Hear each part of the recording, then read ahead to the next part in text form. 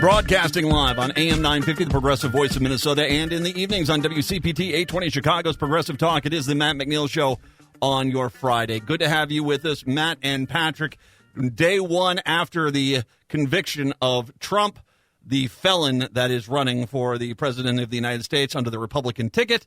The trial itself had a lot of ups and downs, and it was my absolute privilege to have a chance to quote numerous times during the trial Jack Rice. And if you're in Chicago, Jack Rice is someone you'll see on Court TV. He offers a lot of great insight to some of the court cases he is part of there. In Minneapolis, St. Paul, he is the best defense attorney in the Twin Cities. JackRiceLaw.com. That's JackRiceLaw.com. Jack is kind enough to talk to us today to wrap up this trial of Donald Trump. Hey, Jack. It's great to be with you, Matt. Thank you so much. Thank you. And by the way, I can't tell you how much over the years I've appreciated chatting with you because you have always given me great insight into court cases. And yesterday when we heard that the verdict was coming in, one of the first things I said is, Jack Rice has always told me you have no idea where this is going to go because it really is up in the air, although 34 counts guilty for Donald Trump. Your thoughts on that, first of all? The term historic has been used over and over and over, but this truly is that. When you realize what it means when you're talking about 200 plus years of presidents of the United States, we have never had one who is convicted of a crime. We now have one who is a former president, but we're talking about 34 felony counts. And the idea that he's actually running for president again makes it even more astounding. I mean, believe it or not, contemplate this. This is somebody who is not allowed to own a weapon because you can't trust him, and yet he could actually have the keys to the nuclear codes. Now think about that for a second. That is an astounding consideration. You are a defense attorney here. That when the jury wanted readback of David Pecker, this is the guy that was in charge of the National Enquirer, still to this point apparently a good friend of Donald Trump, but his testimony basically saying, yeah, we had this agreement in place, which really seemed to be the linchpin there. Where do you feel the defense went wrong in their approach in this trial? The problem is that you can't necessarily blame the defense team for the fact that the jury convicted in this case. I mean, sometimes people think about criminal cases, just in general, sort of like horse races. The idea that you put them both up, both sides sort of put on their case, and whoever puts on the best case wins. And I think we think of it that way. And by the way, I should add, I'm a former prosecutor. And one of the things that happens in every single case that I handle is I approach it from the perspective of a prosecutor because I want to know how they're going to come at me. And in this case, the problem is that the state, New York, had enormous amounts of information. In fact, we keep hearing about Michael Cohen, but the thing is even the prosecutor themselves during openings and closings said, you don't have to believe Michael Cohen. This isn't actually about him because every single thing that he says is actually supported and duplicated in actual documents that you're going to have in your hand. And so what you have is an enormous power that the prosecution had because they were able to lay this out one thing after the other. But, Matt, when the jury kept wanting to go back and they wanted to hear those statements or they wanted to talk about Pecker and what it was that he said, what this was somebody who could basically pull back the veil. This was pulling back the curtain so you could actually look at what Oz was actually doing as he was pulling those levers so you could watch it and you could hear it and hear exactly what it was he was intending, no matter how many times the former president said, don't look behind the curtain. There's nothing to see back there. Would you have gone after, one of the things that was pretty obvious in the cross-examination of Cohen and in the closing arguments by the defense was it was all Cohen. And they really, I think, missed an opportunity to go after David Pecker. And I understand he's Trump's friend, but Trump's reputation is on the line, possible jail time's on the line. Do you feel they made a mistake not being more aggressive with some of these other witnesses? Yes. Okay. Yes, in fact, I think that they were incorrect on that because this did come down to credibility. Because like in everything else, every witness, I mean, let me lay it out sort of in a big sense. Anytime I put a witness on the stand in front of a jury, I do a couple of things. The first thing I do is I introduce them. And the reason I introduce them is I actually want this jury to know them, but I want this jury to also believe them. And then I ask that person what it is they know about this case and how they sort of help my side. Well, if you think about that first step, that idea of knowing them and believing them, the thing is if you can cut into the credibility of any witness, what you can then say is, you know what they said? You don't have to believe that, because that's not true, because you know this isn't the kind of person that you should be believing. And if you don't do that, what you do is you allow the other side, the opposing side, the ability to buoy them, to make them even more credible, even more consistent, even more, at least the perception of honesty. And the problem is this jury, they looked at Pecker's testimony and they decided that they believed it. And so it wasn't just Cohen. Again, it's not the Cohen thing. It can actually be everything else, including every single document, all 34 of those documents, by the way. Mm-hmm.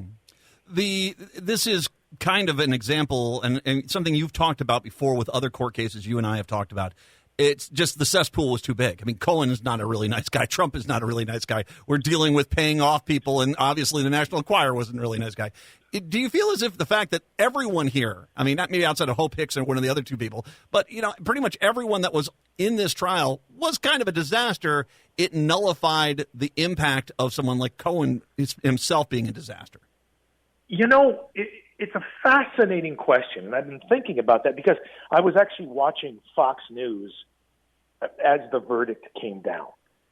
I wanted to see how they were playing this and spinning this.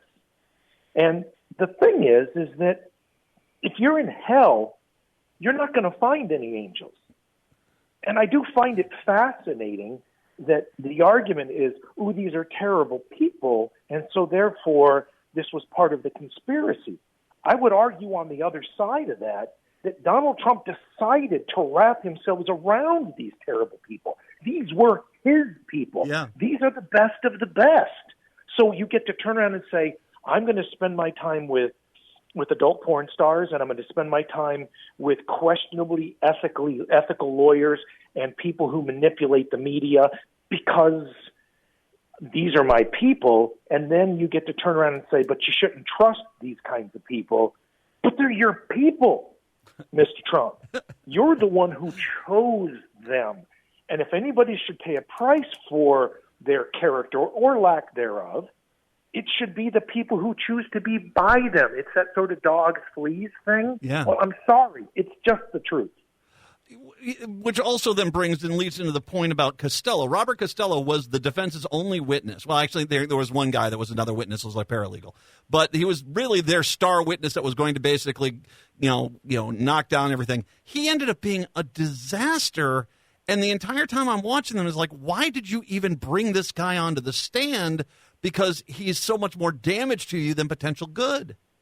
Oh, I love that you said it that way. Matt, one of the things that I do, and again, I think about this. So again, I'm a former prosecutor. I'm a former U.S. federal agent. I'm a board-certified criminal law specialist, but I'm also a former Central Intelligence Agency case officer. And so you add all of those things up, I'm always looking and assessing to determine the decisions that I make. And anytime I put somebody on the stand, whether this is when I was a prosecutor or as a defense attorney, I'm always assessing what they give me versus what they take away from me. I'm always trying to balance. I could get this piece of evidence from them, but how can they hurt me? And could they hurt me more than they help me? And then I assess, can I get that information anywhere else? Is there anybody else on the planet that I could put up in that box to introduce that piece of evidence that doesn't provide the exposure? In this particular case, that choice was a disaster because he actually, through cross-examination, they were able to dig in to Mr. Trump. They were able to dig at Mr. Trump. They undercut just about everything about him. There's a reason this thing came back in 2 hours. Yeah. Really did. Have you ever had to nudge a client awake in court? And multiple times. How about I say it like this? Have you ever had to nudge a client awake in court multiple times? Well, let me put it this way. And sometimes I think people forget this. And I want to say this just sort of from a human perspective. Jury trials, criminal trials are brutal. They're emotionally draining. They're difficult. This is an 80-plus-year-old man. He's an old man. Mm-hmm. I mean, I understand that we talk about Joe Biden being this and being that. Yes, they're both really old men, both of them. And the idea that this guy is falling asleep, I don't even want to dig into him for that, because from my perspective, he's an old man. That doesn't surprise me. This is brutal, difficult, and sometimes boring stuff. And so in some ways, that part doesn't surprise me. Maybe the part that is interesting to me is that the president started talking about, one of his complaints was that the government didn't put up a whole bunch of witnesses that could have exonerated him. And my thought was, well, gosh, Mr. Trump, you hire the best of the best as defense attorneys. Your guys could have put all of them up. Yes. But you chose not to, which brings up the broader question. Of course, if you were so inclined, you could have jumped in that box yourself and said, everybody here is full of crap. Everything here is a lie, and let me show you why. I'm going to give you the inside scoop. He could have done that. Remember, he's the communicator in chief. Yes. So if he's going to be that, let him be that. But they chose not to, which is a really interesting thing as well. Not 2 hours, but a day and a half, really. I mean, for 34 charges, I mean, that's light speed, isn't it? Oh, my God. It is an extraordinary thing, because understand, this is the process. You finish a trial. You finish putting all your witnesses on. Both sides do their closing. And then there's something called jigs. And that's jury instructions, jury instruction guides, you would call it in Minnesota, but most states have a similar, and as does New York. Now, in those cases, what they do is the judge will go through all of the rules. For instance, what you need to do in terms of looking at what the standards are, this presumption of innocence. The state has the burden of proof. You must prove beyond a reasonable doubt of each and every element of a crime, including jurisdiction and everything else, and that unanimously you have to agree that he did this in order to find him guilty. Well, Jack, let me let you finish up on that. We got to take a break. We'll come on back. Jack Rice joining us right now, talking about the Trump trial. It is the Matt McNeil Show. Spike heels and skin tight jeans. I've got a fistful of love that's coming your way, baby. Spike heels and skin tight jeans. I've got a fistful of love that's coming your way, baby. Spike heels and skin tight jeans. It is the Matt McNeil Show. Jack Rice, kind enough to join us. And before we went to the break, Jack, we were talking about the speed at which this jury came back. And Jack was going through closing arguments. Then you get the jury instructions, right, Jack? Yeah. So where we were was basically the rules that the court gives to these jurors before and through this deliberation process, when they're back in this back room together, sitting around talking about this. And the way this one worked is you have 12 jurors who have to unanimously decide whether or not there's going to be guilt or there's going to be not guilty.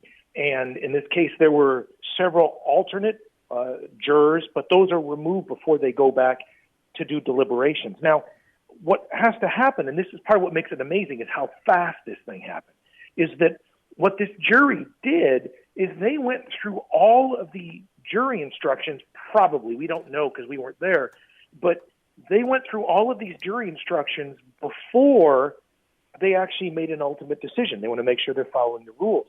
But oftentimes what happens, Matt, is this. They will do what's called a straw poll. What generally happens is you'll figure out who's going to be the leader, the foreperson, and then what they'll do is they'll say, okay, let's just kind of figure out where we are and where you feel about how this case went. Everybody count one, and people will do kind of a thumbs up, thumb down thing just to see where everybody is. Then they'll go through the jury instructions. Then they'll come back and they'll start that deliberation process. Now think about all those things that have to be done 34 times.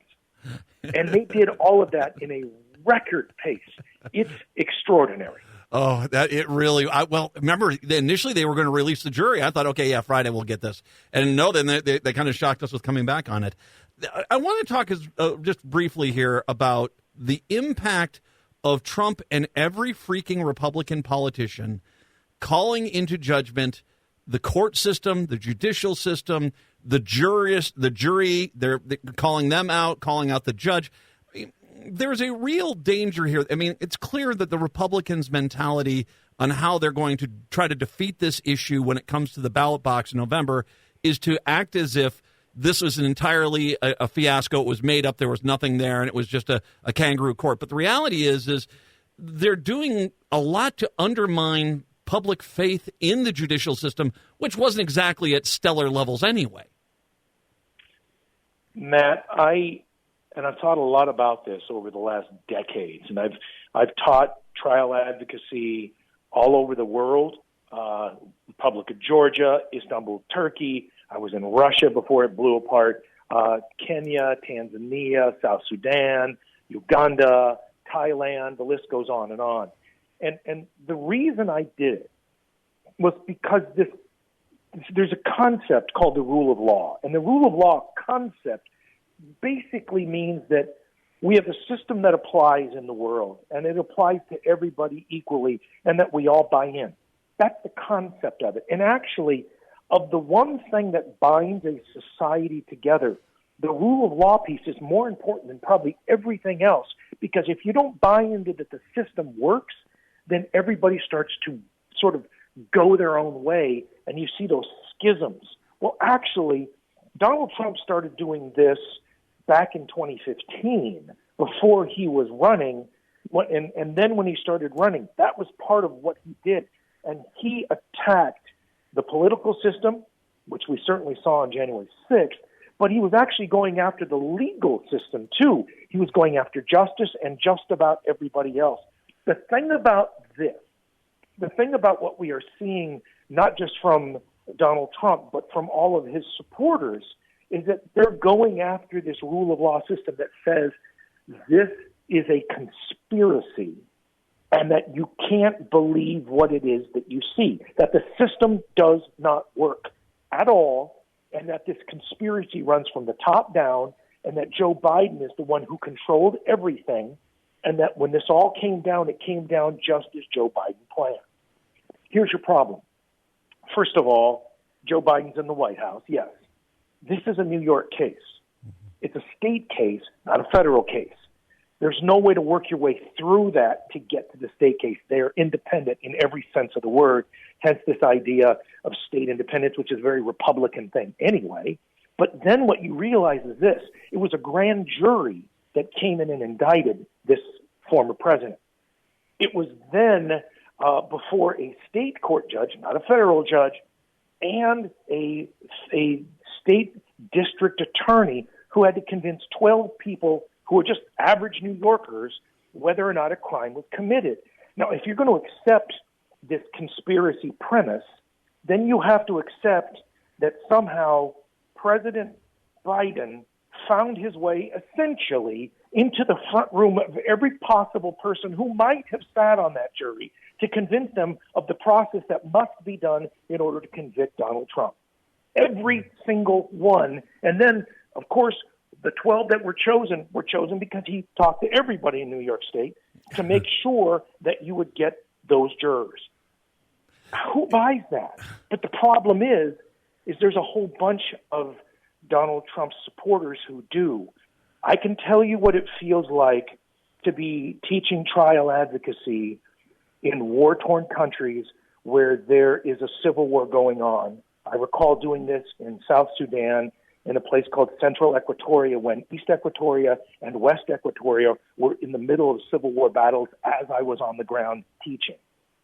And what I can tell you is if you live in a country where the system doesn't work, where nobody buys into the rule of law, what you get, truly what you get, this is the front end of what civil war feels like. I'm not saying we're there.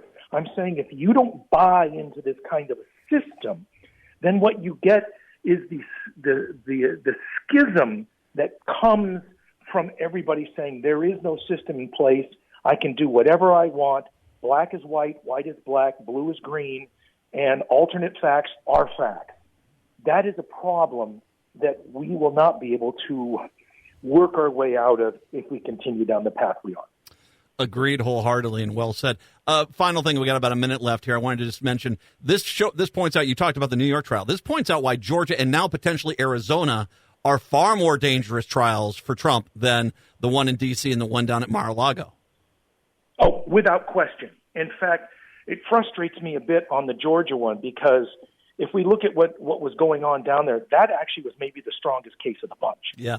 When you look at the number of Republicans who have come out saying, I'm a conservative, I believe in the system, and nobody gets to tell me what the answers are. The facts are the facts. You know why? These are people of integrity, of honesty, who are standing up because they believe in the system itself versus what Donald Trump has been trying to do, which is burn the system to the ground. And that is a fact because when he came out swinging after these verdicts, that's what he said. And when you understand the ramifications of that, that is potentially catastrophic. Now imagine if he could take the White House, and he's been arguing about something called weaponization. Yeah. Contemplate the potential for weaponization then. When are you on Court TV anytime soon? I was on Court TV this morning, man. Well, man. All right. You watch Court TV Chicago. Watch Court TV. Catch Jack Rice there. Minneapolis, St. Paul. The best defense attorney in Minneapolis, St. Paul. And he's won that title, is Jack Rice. If you have questions, get in touch with him. Sit down with him. Have a good conversation. JackRiceLaw.com. That's JackRiceLaw.com. I'll link to everything later. Jack, as always, thank you. I appreciate it. You're the best. Thank you so much. Take care, my friend. We'll take a break. Come back. It's the Matt McNeil Show.